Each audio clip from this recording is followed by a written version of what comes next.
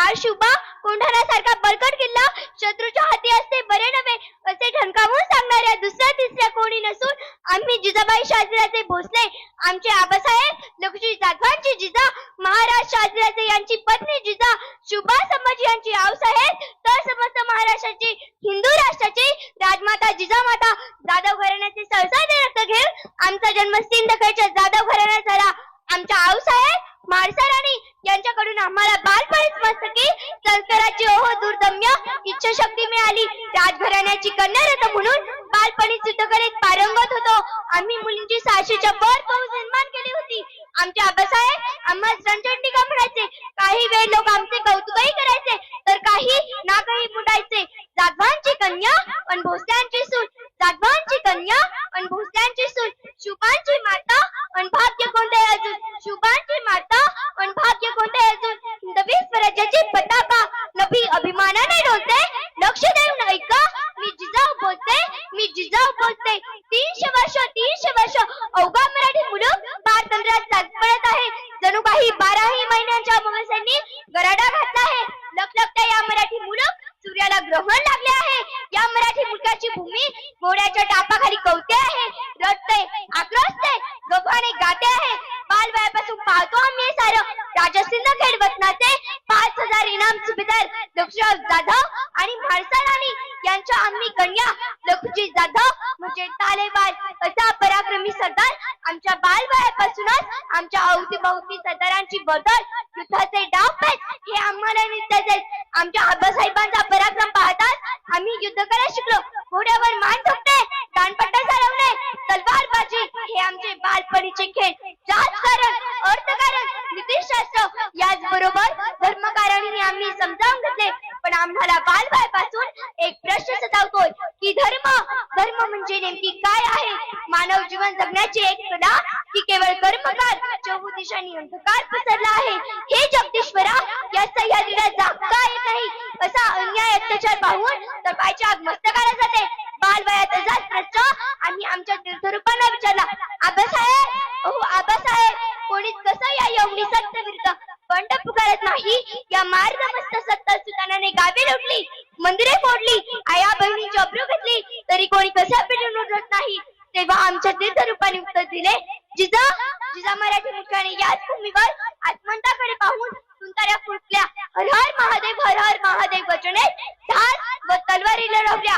पण आपला समाज एक संघ नाही, तो आता विखुरला गेला आहे. जाती धर्माची उदरंड घट्ट झाली आहे. परकीयापेक्षा स्वकीय शत्रू प्रबळ झाले आहेत. पारतंत्र्याची चीज नाही, स्वातंत्र्याची ओढ नाही. स्वातंत्र्याचा सूर्य उगवण्यासाठी पारतंत्र्याचा श्वास कोंडावा लागतो. मनगटात बळ आणून तलवारींचे वार करावे लागतात. या मूर्ताट क्रांतीला जाग करावं लागतं. हे सगळं आम्हाला समजावून सांगितलं. पण तेव्हा आम्ही लहान होतो. पण आता मात्र पेटायचं. ठिणगी पडली की साम्राज्याची पायाभरणी होणार. सह्याद्रीच्या लाटा, सज्जनांचे टाळ, मुद्रुंग हे त्या गाभाऱ्यातील शिवशक्तीला आव्हान करीत आहे. करवीर अंबे दार उघड, माहूर लक्ष्मी दार उघड. करवीर अंबे दार उघड, माहूर लक्ष्मी दार उघड. सागर बांधण्या कळी लंकेची होळी, नवखंड पृथ्वी तुझीच सोळी. सप्त पातळी पाहिले येई, अशी तुझी कीर्ती, अशी तुझी मूर्ती, अशी तुझी कीर्ती, अशी तुझी मूर्ती, अशी तुझी शक्ती, अशी तुझी भक्ती, अशी तुझी शक्ती, अशी तुझी शक्ती. कण श्रावणात तूच मारले, हिरण्यकशिपूची आतडी तूच बाहेर काढली. हे चंड मुंड भंड सुरखटणी उदंड दंड महिषासुराच्या आधी राक्षसांचा संहार करणाऱ्या आदिशक्ती तुळजा भवानी दार उघड बये, दार उघड. पण एकदा स्वराज्य साकारण्यासाठी बलिदान दिलेल्या एका सरदाराच्या पत्नीला काही कर्मठ लोक सती जाण्यासाठी भाग पाडित होते. त्यावेळी आम्ही विरोध केला तर त्यांनी आम्हालाही धर्मविरोधक या कठड्यात उभे केले. एरवी स्वराज्य संकल्प म्हणून गौरविला जाणाऱ्या आम्ही थक्क झालो. शुभांना धर्म शिकवताना समाजाचे कल्याणाधी हेच आम्ही विसरलो.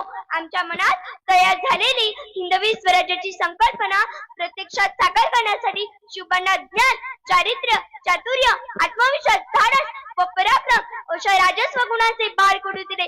आणि राजांनी सुद्धा आमच्या संस्काराचे फलित दिले. तुळजा भवानीला साकडे घालून पारतंत्र्याचे स्वातंत्र्य करायचे हे मी ठरवले. शिवाजी महाराजांच्या रूपाने माझे स्वप्न ही साकार झाले. पण आजची परिस्थिती पाहून मला बोलावेसे वाटते. या जगात प्रत्येक जण मानतोय शिवाजी हवाय, शिवाजी हवाय. पण या जिजाऊला का विसरतोय? माझ्या माय बाबांनो, आया बहिणींनो, एकच झाडात असल्या जिजाऊ असे तरच शुभ मिळेल. जिजाऊ घडवा, चिबरू नका थांबवा, शुभ आपोआप मिळेल. लक्षात असू द्या मंडळींनो, लक्षात असू द्या मंडळींनो, दिव्याने कितीही प्रकाश दिला तरी जळणाऱ्या वातीला विसरू नका, जळणाऱ्या वातीला विसरू नका. जसे वातीशिवाय दिव्याला महत्व नाही, तसे या मुलीशिवाय या संसाराला महत्व नाही, या संसाराला महत्व नाही. स्त्री शिक्षणासाठी लढणाऱ्या सावित्रीबाई फुले, किरण बेदी, कल्पना चावला, सागरापासून आकाशापर्यंत पोहोचल्यात मुली. कोठे कमी आहेत मुली?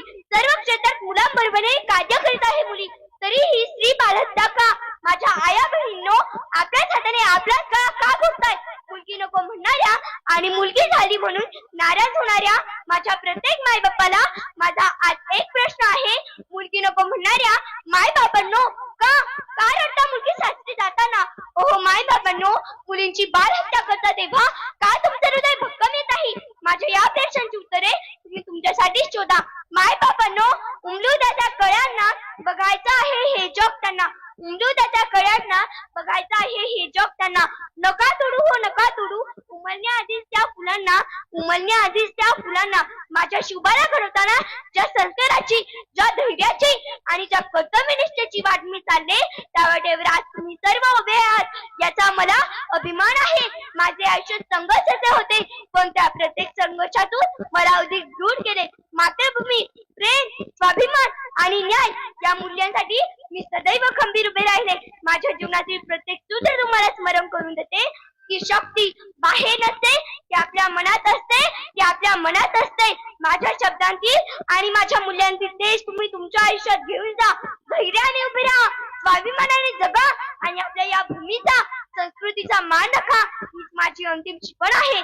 आशा करते अशा अनेक जिजामाता तयार होतील आणि अनेक शिवाजी महाराज घडवतील आणि या स्वराज्याला पारतंत्र्याचा अंधार पुन्हा कधीच बघायला लागणार नाही, पुन्हा कधीच बघायला लागणार नाही. जय भवानी, जय शिवाजी, जय